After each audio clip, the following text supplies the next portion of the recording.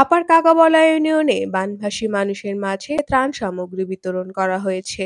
মঙ্গলবার সকালে মৌলভীবাজার সদর আপার কাকাবলা ইউনিয়নে বন্যা কবলিত অর্ধশত পরিবারের মাঝে এই শুকনো খাবার বিতরণ করা হয়।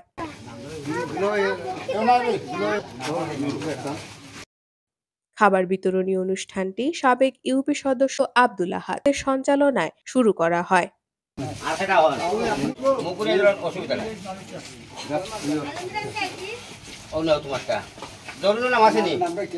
তিনি বলেন, ইতালি প্রবাসী হেলাল আহমেদের সার্বিক সহযোগিতায় বিভিন্ন ওয়ার্ডে ত্রাণ বিতরণ করা হয়েছে। আজকের কার্যক্রমে শুকনো খাবার দেয়া হয়েছে। আগামীতেও এ ধরনের মানবিক কাজ করে যাবে এবং প্রবাসী হেলালের মতো অনেকেই এভাবে এগিয়ে আসবে বলে আশা রাখি। আরও অনেক দেওয়া হয়েছে। আর পানিবন্দি যারা আছেন অনেক দূর থেকে কষ্ট করে আইসেন, তারাও আমরা ধন্যবাদ দিই। তারা আল্লাহর লাগে একটু দোয়া করতা। আর তান যেমন তৌফিক আল্লাহ দিন দীর্ঘ কামনা করি। আসসালামু আলাইকুম।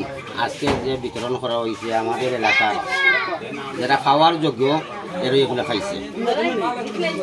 আর পরবর্তী আরও দেখি অনেক লোক আছে, তারা আমি দেখি দিব ইনশাল্লাহ। আপনারা সাহায্য যারা করছে তারা লাগি দোয়া করবা সবাই।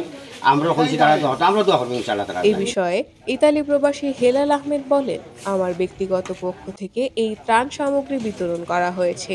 এই দুর্যোগে বন্যার্তদের পাশে দাঁড়ানোর জন্য সকল প্রবাসী ও দেশের বিত্তবানদের এগিয়ে আসার আহ্বান জানাই।